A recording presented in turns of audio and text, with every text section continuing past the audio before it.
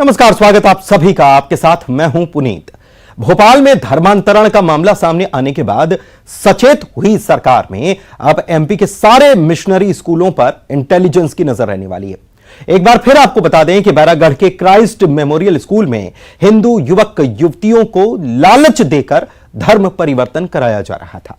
शिकायत मिलने के बाद इस मामले में स्कूल संचालक समेत 6 लोगों की गिरफ्तारी हो चुकी है। अपराधियों के खिलाफ धर्मांतरण अधिनियम में धाराएं भी बढ़ा दी गई हैं। माना जा रहा है कि स्कूल की मान्यता भी रद्द हो सकती है।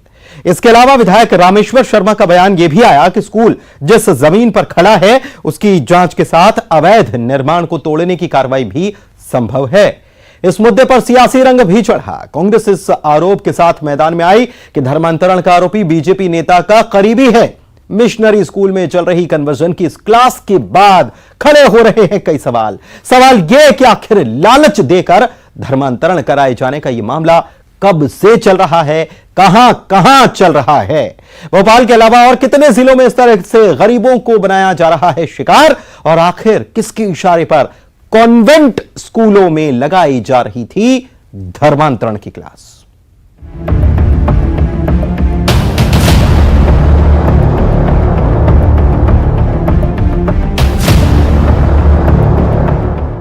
भोपाल में बैरागढ़ इलाके के क्राइस्ट मेमोरियल स्कूल में हिंदू युवक युवतियों को लालच देकर धर्म परिवर्तन कराए जाने के मामले के बाद अब बाकी मिशनरी स्कूल भी शक के दायरे में आ रहे हैं।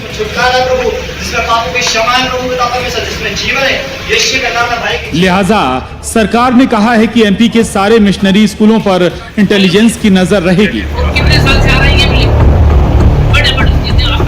तत्काल FIR कर दी गई है उस पर, और उसके साथ ही जितने भी मिशनरी स्कूल मध्य प्रदेश के अंदर हैं उनके अंदर इस तरह की गतिविधियां चल तो नहीं रही है। इंटेलिजेंस को हमने कहा है कि इन सब पर भी नजर रखें। सर बिल्कुल, जो चीज नहीं होनी है वो भी होगी। इस मामले को उठाने वाले बीजेपी विधायक रामेश्वर शर्मा ने कहा है कि जिस जमीन पर स्कूल खड़ा है उस जमीन की भी जांच होगी और अवैध निर्माण को तोड़ने की कार्रवाई की जाएगी। कल घटना घटित हुई है, हमने इसको सो मोटो ही तुरंत कार्रवाई की है। आज भी हमने प्रशासन को निर्देश किए हैं। जमीन की हम जांच करा रहे हैं कि वो जो स्कूल बना है उसकी लैंड का ओरिजिनल मालिक कौन है और किसके नाम है, वो जांच करी जाए। और जिन लोगों को धर्मांतर करने का ये षड्यंत्र चल रहा था उन लोगों से भी अब हमारा धीरे धीरे संपर्क चल रहा है। उनके समाज के और उनके रिश्तेदारों को हमने एक्टिव किया है कि वो इस सारे तय में जाएं और कौन कौन लोग इसके पीछे हैं। हो सकता है कि अंतर्राष्ट्रीय षड्यंत्र हो सकता है कि षड्यंत्र में और भी कई लोग शामिल हों। तो देखना पड़ेगा, किसी भी कीमत पर धर्मांतरण और राष्ट्रांतरण नहीं होने दिया जाएगा। हिंदू को ईसाई और मुसलमान तो नहीं बनने दिया जाएगा, और इसलिए जो ये हरकत करेगा वो कोई भी हो उस पर कार्रवाई अवश्य। धर्मांतरण को लेकर कानून बनने के बाद पहला मामला है, लिहाजा अपराधियों पर धर्मांतरण अधिनियम की धाराएं भी बढ़ाई गई हैं। अब तक स्कूल संचालक समेत 6 आरोपियों की गिरफ्तारी हो चुकी है। जिला शिक्षा अधिकारी ने भी संकेत दिए हैं कि स्कूल की मान्यता रद्द हो सकती है। हाँ बिल्कुल, हम लोग नजर रखे हुए हैं और अगर जहाँ भी पाया जाएगा उनको कारण बताओ नोटिस और उनकी मान्यता निलंबित करेंगे। सर, इस स्कूल को लेकर आगे क्या कुछ एक्शन होगा, क्योंकि धर्म को लेकर ऐसा कुछ स्कूलों के अंदर शिक्षा नहीं दी जाती है और बच्चे हर धर्म से वहाँ पर पहुँचते हैं। नहीं, अभी कारण बताओ नोटिस जारी किया है और उनका उत्तर आने पर परीक्षण उपरांत कार्रवाई। उधर धर्मांतरण के इस मामले पर अब सियासी रंग भी चढ़ने लगा है। कांग्रेस का आरोप है कि धर्मांतरण का आरोपी बीजेपी नेता का करीबी है। जो भी इन कामों में लगे हों सरकार एक्शन ले, हमें कोई आपत्ति नहीं है, मगर जो तस्वीर उसके नेपथ्य में कहानी समझ आ रही है कि जिस पर कथित तौर पर धर्मांतरण का आरोप लग रहा है वो तो भारतीय जनता पार्टी के ही एक विधायक के बहुत निकटतम मित्र हैं। उनकी कई तस्वीरें मार्केट में साया हो चुकी हैं। गृह मंत्री जी यदि उसके जांच के पक्षधर हैं तो वो अपनी पार्टी के विधायक की संलिप्तता की भी जांच कराएं तो बेहतर होगा। अब इस मामले में हिंदू संगठन भी क्रिश्चियन स्कूलों के खिलाफ मोर्चा खोलने मैदान में उतरने जा रहे हैं। सबसे बड़ा सवाल यही है कि आखिर शिक्षा के मंदिर धर्मांतरण की पाठशाला कैसे और क्यों बने। भोपाल में जितेंद्र शर्मा, अनुराग श्रीवास्तव के साथ bureau report, news 18, Madhya Pradesh, Chhattisgarh. और हमारे साथ एक खास पैनल जुड़ रहा है इस बेहद गंभीर मुद्दे पर बातचीत करने के लिए। हमारे साथ जुड़े हुए हैं राकेश शर्मा, आप प्रवक्ता हैं बीजेपी के, शैलेंद्र पटेल, आप पूर्व विधायक हैं कांग्रेस से, दिनेश गुप्ता जी वरिष्ठ पत्रकार हैं, और फादर अनिल मार्टिन, आप सचिव हैं ईसाई महासंघ के। आप सभी का बहुत बहुत स्वागत है। और सबसे पहले मैं राकेश शर्मा जी आप ही के पास आता हूं। बीजेपी प्रदेश में जो सरकार की छवि जो बनी हुई है, ये कहा जा रहा है कि धर्मांतरण नहीं होने दिया जाएगा, गैर कानूनी तरीके से जो करेगा उसको सजा भी दी जाएगी। लेकिन ये क्या चल रहा था? ठीक है, अभी इंटेलिजेंस पैन ही नजर रखेगा, लेकिन भोपाल में ये चल क्या रहा था? देखिए पुनीत भाई, भारतीय जनता पार्टी की चाहे देश में मोदी सरकार हो या मध्य प्रदेश में माननीय शिवराज सिंह चौहान की सरकार हो, सबका साथ, सबका विकास और सबका विश्वास के नारे को लेकर चल रही है। मध्य प्रदेश में हम किसी भी धर्मावलंबी को ये नहीं कह रहे कि आप अपना धर्म का पालन ना करें, पर आज अगर मध्य प्रदेश में जो जबरदस्ती धर्म परिवर्तन के प्रयास किए जा रहे हैं, उसके लिए सख्त कानून मध्य प्रदेश सरकार द्वारा बनाया गया है। इससे पूर्व इस तरह की घटना बैतूल में हुई थी, जिसमें प्रशासन ने सख्त कार्रवाई की थी और वहां जो लोग इस तरह की कार्रवाई कर रहे थे उनको गिरफ्तार करके जेल पहुंचाया गया था। मध्य प्रदेश में आज अगर राजधानी में जो विषय सामने आया है, आप ये बताइए पुनीत भाई कि एक स्कूल है, वहां पर कह रहे हैं कि हम धार्मिक प्रार्थना कर रहे थे, और जब उस मामले के तह में प्रशासन जाता है, वहां के स्थानीय नागरिक जाते हैं, तो वो मामला निकल के आता है कि वहां धर्मांतरण किया जा रहा था। मध्य प्रदेश में जबरदस्ती धर्मांतरण करने के लिए सख्त कानून बने हुए हैं। आज अगर आपको लगता है कि आपके धर्म में कोई दखल अंदाजी की जा रही है, तो आप प्रशासन के पास जाइए, प्रशासन के सामने अपना पक्ष रखिए, पर आपको यह अधिकार कौन देता है कि किसी का भी धर्म जबरदस्ती आप परिवर्तन कराएं? अगर आपके धर्म में कोई आस्था रखता है, आपके धर्म में कोई विश्वास रखता है, तो उसके जो नियम और कायदे कानून बनाए गए हैं, उस हिसाब से आप उसको कहिए ना कि वो अप्लाई करे कलेक्टर में जाकर कि मैं धर्म परिवर्तन करना चाहता हूं, और उसका जो प्रोसेस है उसको प्रोसेस को अपनाए। आप एक तरफ जबरदस्ती धर्म परिवर्तन करा रहे हैं और दूसरी तरफ कह रहे हैं कि हमारे धर्म में दखलंदाजी हो रही। मान लीजिए अगर वहां पर कोई घटना हो जाती कि वहां कुछ तोड़ फोड़ हो जाती या और किसी तरह की घटना हो जाती, तो आज पूरे देश में जो सेकुलर की तथाकथित फौज है वो खड़ी हो जाती सड़कों पे आके और कहती कि ईसाई धर्मावलंबियों के साथ अत्याचार कर रही है भारतीय जनता पार्टी की सरकार। आज कांग्रेस के प्रवक्ता कह रहे हैं के मिश्रा कि विधायक के साथ उनका फोटो है। अरे मुझे तो आश्चर्य होता है कि गुना में जिन लोगों ने मासूम पुलिस कर्मियों को मारा, दिग्विजय सिंह के साथ उनके फोटो है, जयवर्धन सिंह के उनके साथ फोटो है, तो क्या फोटो होना एक गुनाह हो जाता है क्या? आज अगर राकेश शर्मा यहाँ इस पैनल के साथ बैठा है, बाहर जाके कोई घटना कर दे तो ये पैनल इसमें दोषी हो जाएगा क्या? जब व्यक्ति कोई घटना करता है या व्यक्ति कोई नियम कानून कायदे कानून को तोड़ता है, उसके बाद अपराधी माना जाएगा ना, कि पहले से हर किसी के माथे पे आप ये चिपका देंगे कि ये अपराधी है। कांग्रेस के नेता जिन लोगों को संरक्षण देते थे, आज अगर वो अपराध में संलिप्त हो रहे हैं तो कांग्रेस अपने गिरवान को बचा नहीं सकती है। ठीक है, शैलेंद्र पटेल साहब मैं आपके पास आता हूं। हम देखते हैं कि जब कॉन्वेंट स्कूल का जिक्र आता है तो माता पिता अपने बच्चों को कॉन्वेंट स्कूल में इसलिए डालना चाहते हैं कि वहां पढ़ाई अच्छी होती है, वहां बच्चे को भेजेंगे तो उसकी अंग्रेजी भी ठीक हो जाएगी, और हम मानते हैं कि अंग्रेजी अगर ठीक है तो समाज में रुतबा बढ़ जाएगा। ये सारी चीजें चलती हैं, लेकिन कॉन्वेंट स्कूल की आड़ में अगर ये सब कुछ चलेगा तो कैसे चलेगा? देखिए पुनीत जी, कोई भी व्यक्ति किसी भी जबरिया धर्म को परिवर्तन करने के पक्ष में नहीं होता है, चाहे वो कांग्रेस हो, बीजेपी हो, कोई ये दल की बात नहीं है। जबरदस्ती तो किसी भी काम में नहीं चलना चाहिए ना, चाहे धर्म परिवर्तन हो या अन्य बात, क्योंकि हमारा देश का संविधान सबको अपनी मर्जी पे चलने का अधिकार देता है, अपनी इच्छा पे चलने का अधिकार देता है। विषय 1967 में मध्य प्रदेश में ये कानून सबसे पहली बार आया था, और उस समय 1 साल की सजा और 2 साल की सजा SC/ST के लिए रखी गई थी, 10,000 का जुर्माना था। 2021 में फिर कानून में बदलाव लेकर आए। लेकिन जो विषय यह है, कोई मैं पक्ष और विपक्ष की बात नहीं कर रहा हूं, मैं एक बात कर रहा हूं कि जो घटना घटित हुई वो भोपाल राजधानी के अंदर हुई। रामेश्वर शर्मा जी विधायक हैं जो कि हिंदूवादी चेहरा भारतीय जनता पार्टी के हैं, और उनके विधानसभा क्षेत्र में हुई, तो ये कहीं ना कहीं इंटेलिजेंस का भी फेलियर होता है कि मध्य प्रदेश की राजधानी भोपाल में और एक ऐसी जगह हो रहा है, तो अभी तक इंटेलिजेंस क्या कर रही थी, क्यों उन्होंने नहीं देख पाए? बात रही फोटो वायरल होने की, तो अगर के मिश्रा जी ने बात कही तो ये अगर उनसे भी जान पहचान थी तो वो भी नहीं समझ पाए। लेकिन इन सब पे नजर होना चाहिए, कहीं ना कहीं नजर की सबकी कमी रही है।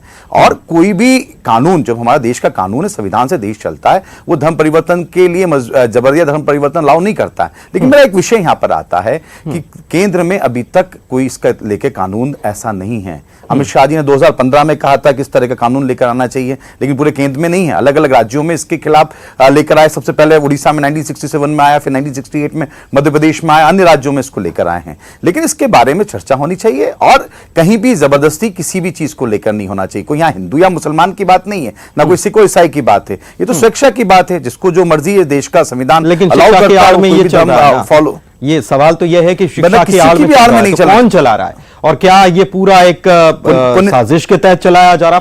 फादर अनिल मार्टिन हमारे साथ जुड़े हुए हैं, आप सचिव हैं ईसाई महासंघ के, क्या कहेंगे मार्टिन साहब? महासंघ मेहरबानी से महासंघ हटा दीजिएगा, आज डीकन हूं अपने चर्च का, महासंघ ठीक। मैं उसमें ये बताना चाहता हूं पुनीत जी कि सबसे पहली बात है मिशनरीज जो नाम आ रहा है ना, ये मिशनरीज नाम ही हमारे लिए एक बड़ा भारी एक आरोप का जैसा विषय लग रहा है। मिशनरीज इस देश में जब आए थे सन 70 के बाद में केंद्रीय सरकार के साथ बाद में इस कानून बना कि कोई भी विदेशी नागरिक इस देश में आकर के मिशनरीज का काम नहीं करेगा, और वो मिशनरीज को यहां से हटाया गया। सारे जो फॉरेनर्स थे, विदेशी थे, ये सब चले गए यहां से। भारतीय लोगों ने भारतीय शिक्षण संस्थान और चिकित्सालयों को संभाला और सन 70 के बाद से लगातार भारतीय लोगों के हाथों में ये शिक्षण संस्थान है और ये अस्पताल चल रहे हैं। और ये शिक्षण संस्थान करीब 60 साल हो गया इनका, जो पूर्व रिकॉर्ड देखा जाए। मैं जिस संस्था का प्रभारी हूँ, छिंदवाड़ा, बैतूल, सागर, शहडोल, हमारे बड़े प्राचीन स्कूल्स हैं और वो स्कूल्स एडेड हैं और कुछ अनएडेड हैं। कुछ सरकार से हमको अनुदान मिलता है जिसको चलाते हैं, और कुछ सरकार से गैर अनुदान प्राप्त संस्थाएं हैं। और ये गैर अनुदान संस्थाएं उस समय से आरंभ हुई जब से इंग्लिश मीडियम स्कूल्स का ट्रेंड आया। जब भारत में अंग्रेजी माध्यम स्कूल का ट्रेंड आया, उसमें हमारे सारे स्कूल्स जितने भी संचालित हैं उसमें धर्मांतरण के विषय में कभी भी इस प्रकार का कहीं से भी कार्य नहीं किया जाता है। ये इतिहास है ये 50-60 सालों में, क्योंकि मध्य प्रदेश और भारतवर्ष में मसीह लोगों की संख्या आज भी 1 से 2% है, नहीं बढ़ी। अगर धर्मांतरण करते होते तो ये संख्या आगे बढ़ती। बायोलॉजिकल लोग बढ़ रहे हैं, ये धर्मांतरण से नहीं बढ़ रहे। ये जो प्रकरण हुआ है भोपाल में, ये प्रकरण भी देखिए, मसीह धर्म में भी 2 सेक्ट्स हैं, कैथोलिक और प्रोटेस्टेंट्स हैं। ये पर्टिकुलर संस्था जो है जहां हुई है ये प्रोटेस्टेंट है और प्रोटेस्टेंट चर्च के नाम से वो संस्था संचालित है। अब वहाँ स्कूल बंद है, स्कूल के विद्यार्थी नहीं है वहां पर। कौन इस प्रकार के ये जो फोटो में दिखाई दे रहे हैं, ये सब भी क्रिश्चियन लोग हैं, मसीह लोग हैं जो प्रार्थना कर रहे हैं, घुटने टेक के प्रार्थना कर रहे हैं। अब किसने कहां पर किस प्रकार का आरोप लगाया, किस रूप से लगाया, ये एक जांच का विषय है।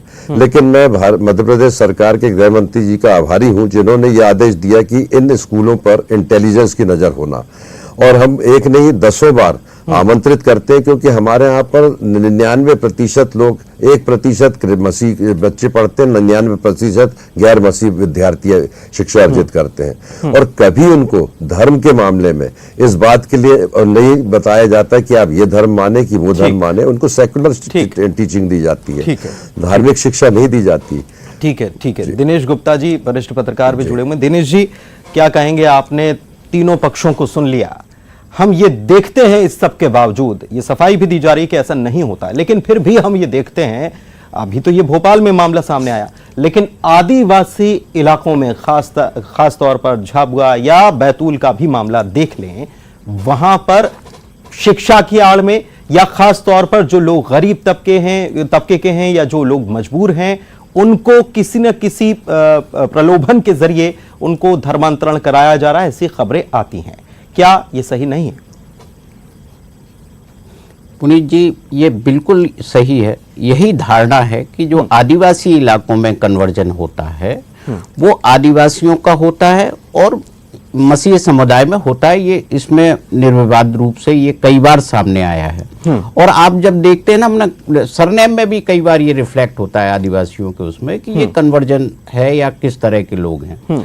अभी हमने पिछले दिनों जो बैतूल की घटना है, ऐसी झाबुआ में तो पहले बहुत सी होती थी, लेकिन जब से हमने देखा था कि ये विश्व हिंदू परिषद या जो दूसरे संस्थान है लगातार घर वापसी का अभियान चलाते रहे या धर्मांतरण के खिलाफ जो जिस तरह का उनका आंदोलन था, तो घटनाओं में कहीं ना कहीं कमी आई थी। और इसको जो है एक लंबा समय हो रहा है, छुटपुट कहीं घटनाएं सामने आती है, लेकिन जब भोपाल जैसी जगह पर इस तरह की घटना कोई सामने आती है जिसकी जांच अभी होनी है, बहुत सारे जो है अभी एक धर्मांतरण का मामले के अपराध में भी धारा बढ़ाई हुई है, तो निश्चित तौर पर यदि कोई साक्ष्य होंगे, गवाह होंगे, यदि कोई जबरन आप धर्म परिवर्तन करा रहे होंगे, क्योंकि हमारे यहाँ धार्मिक स्वतंत्रता का अधिकार है, तो निश्चित तौर पर कार्रवाई होगी। और ये जो जिस तरह के आप देखेंगे ना कि बड़े शहरों में अंग्रेजी स्कूल, खासकर जो मिशनरीज जो जिन स्कूलों को चलाती है, उनको लेकर एक ट्रस्ट है लोगों में। ऐसा नहीं है कि वो जो है बिल्कुल अंधभक्त होकर चलते हैं कि सब यहाँ कन्वर्जन ही होता है, क्योंकि जो भी अच्छे, लेकिन ये उस विश्वास के साथ विश्वासघात वाली ये तस्वीर बन रही है, ये जो मामला भोपाल में सामने आया, आपको लगता है? बिल्कुल निश्चित तौर पर यदि इस तरह की घटना होती है तो लोगों का जो भरोसा है कि आप जो अपने बच्चों को भरोसे के साथ भेजते हैं, उसमें कहीं ना कहीं ये इस तरह की एक घटना अवरोध तो पैदा करती है। और ये आगे भी जो भी संस्थाएं ये इस तरह के स्कूल चलाते हैं, उनके लिए भी ये सबक है कि वो किस तरह से जो है अपने यहाँ पढ़ने वाले बच्चों का भरोसा कायम रखें, पालकों का भरोसा कैसे रखें। और जिस तरह सरकार कह रही है कि इंटेलिजेंस की नजर होगी, लेकिन जो पालक और जो शिक्षक संघ है या इनका जो मिशनरियों की संस्था है, इसकी भी कोई एक संगठन उसके अंदर बने तो शायद ये ज्यादा भरोसे से काम करेगी। ठीक है, राकेश जी के पास चलते हैं। राकेश जी, ऐसे मामले ना हो, पार्टी स्तर पर क्या प्रयास किए जाएंगे? देखिए, निश्चित रूप से पुनीत जी, माननीय गृह मंत्री ने कहा है कि इस तरह के जितने भी स्कूल हैं वहाँ इंटेलिजेंस की नज़र लगातार रखी जाएगी और सख्त नज़र रखी जाएगी। दूसरी बात, भारतीय जनता पार्टी हमेशा से समाज के क्षेत्र में काम करती है, गरीब बस्तियों में जो दीनदयाल बस्ती है वहाँ पे भी लगातार काम करती है। और जिस तरह से सरकार आजकल फ्री अनाज दे रही है गरीबों को, तो कहीं ना कहीं पहले आपने देखा होगा पुनीत भाई के एक साबुन की टिकिया, एक पैरासिटामोल और शिक्षा फ्री देंगे बच्चे को, इसके नाम पर जो धर्म परिवर्तन मध्य प्रदेश में बड़े स्तर पे होता था, उसमें कहीं ना कहीं रोक लगी है। बैतूल के बाद ये करीबन 1 साल बाद ये घटना सामने आई है और इस पे भी सरकार ने तुरंत संज्ञान लेते हुए जो दोषी लोग हैं उनके खिलाफ कार्रवाई की है और उनको गिरफ्तार करके जेल पहुंचाया है। मैंने मुझे लगता है इस तरह की घटना आगे ना हो। स्तर पर इंटेलिजेंस को मजबूत करने वाली है कि नहीं करने वाली है, मैं ये पूछ रहा था आपसे।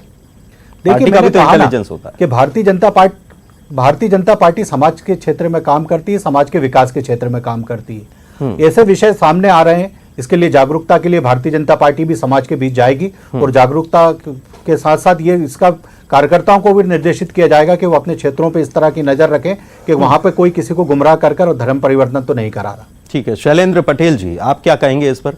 आपका क्या नजरिया है इस पर? देखिए, मैंने पहले भी स्पष्ट किया कि देश के अंदर किसी भी मामले में जोर जबरदस्ती नहीं होना चाहिए, सारा काम मर्जी से होना चाहिए। नहीं, लेकिन देश में तरह तरह की बातें हम मैं सबको सामने आ रही हैं, आज वो डिबेट कर रोक रहा हूं आपको। मैं ये कह रहा हूं कि ये जो दबाव बनाकर या फिर मजबूरी का फायदा उठाकर ये जो खेल होता है, इसको लेकर क्या नजरिया है आपका? देखिए, मैं वही बात कह रहा हूं कि कोई भी काम जबरदस्ती, चाहे किसी को मजबूर कर किसी भी मामले में नहीं होना चाहिए। हम एक स्वतंत्र देश के नागरिक हैं, हमें संविधान ने बहुत से अधिकार दिए हैं, बहुत से हमारे कर्तव्य हैं, उन अधिकारों को हमें पालन होना चाहिए, कर्तव्यों को हमें पालन करना चाहिए। और कोई भी हो, किसी भी मामले में हो, मैं कोई ये राजनीति से हटके बात कर रहा हूं, कोई पार्टी से हटके बात कर रहा हूं कि हम जबरदस्ती किसी काम में नहीं कर सकते, और जो भी जबरदस्ती करता है उसको सख्त से सख्त का सजा देना चाहिए। मैंने तो एक बात और भी जोड़ी है, अभी दिनेश जी और राकेश जी ने बात की उसके आगे, कि मध्य प्रदेश के अंदर कोई पार्टी पॉलिटिक्स की बात नहीं कि बीजेपी सरकार है, केंद्र में भी अब ये क्या कर रहे थे, 18 साल से सरकार है, क्यों हो रहा है, मैं उन सब मुद्दों पे नहीं जाना चाहता। मेरी सीधी सी बात है, अगर कहीं पे भी इस काम का इस तरह का काम हो रहा है तो सरकार की पैनी नजर होनी चाहिए, और सरकार नहीं रख पाई तो कहीं ना कहीं उसकी इंटेलिजेंस की कमी है। जो भोपाल, जो कि राजधानी, उसके अंदर ये चीजें हो रही हैं, वो देख नहीं पा रही। इंटेलिजेंस को और सख्त करना चाहिए, और किसी भी तरह, क्योंकि राजधानी से पूरे प्रदेश की तस्वीर सामने आती है। अगर राजधानी में कुछ घटना होती है तो लगता है कि राजधानी में ही हो रहा है, तो पूरे प्रदेश में क्या हो रहा होगा। एक तरीके से जो भी सरकार होती है उसकी भी इमेज खराब होती है। कहने की भारतीय जनता पार्टी की इसमें सरकार है तो उनके ऊपर भी धब्बा लगा कि उनके नाक के नीचे हो रहा है। प्रदेश के अंदर, और वो भी बैरागढ़ जैसी जैसे में जहां पे रामेश्वर शर्मा जी हिंदुत्ववादी की बातें करते हैं। कई बार उनके बयानों से ऐसा लगता है कि वो सब चीजें उनके विधानसभा क्षेत्र में अगर हो रहा है तो ये अब उनका मामला है किस तरीके से निपटते हैं। लेकिन मेरा ये मानना है कि इंटेलिजेंस सख्त होना चाहिए और जो कानून बने हैं देश के अंदर उन प्रत्येक कानूनों की रक्षा करना मार्टिन साहब 30 सेकंड आपके पास, 30 सेकंड आपके पास, मैं आपके पास आ रहा हूं। क्या ऐसी घटनाएं नहीं होना चाहिए? सहमत हूं। क्या आप शॉर्ट में मैं इस बात के लिए मैं आपको बता रहा हूं, जो मध्य प्रदेश का धर्मांतरण के अंतर्गत जो कानून है उसमें धर्मांतरण करने वाले व्यक्ति को 1 हफ्ते के भीतर कलेक्टर को ए फॉर्म भर के सी फॉर्म भर के सूचना देना पड़ता है और धर्मांतरण के एक वो है बैप्टिज्म दिया जाता है। ये जो धर्मांतरण के जो आरोप लगते हैं जो सामूहिक रूप से निकल करके वो लोग आते हैं जो आकर के और फिर उसके बाद में वापस जाकर के अनर्गल बातें करते हैं। देखिए, मसीह समाज ने बिना सिस्टम्स के ना कभी चर्च बनाया है और ना ही कभी बिना अनुमति के कोई ऐसा काम किया है, क्योंकि वो अनुशासन में रहना उनके लिए सबसे प्राथमिकता है। आप अपनी तरफ से दलील दे रहे हैं, सफाई भी दे रहे हैं कि ऐसा नहीं हो रहा है, लेकिन इसके बावजूद भोपाल में जो हुई घटना जो सामने आई है वो सचेत करती है और जरूरत है कि इंटेलिजेंस ठीक ढंग से काम करे, क्योंकि कह भी दिया गया है कि अब स्कूलों पर भी इंटेलिजेंस नजर रखने वाली। बहुत शुक्रिया आप चारों मेहमानों का हमारे साथ चर्चा में शामिल होने के लिए, और इसी के साथ इस कार्यक्रम में इतना ही। नमस्कार।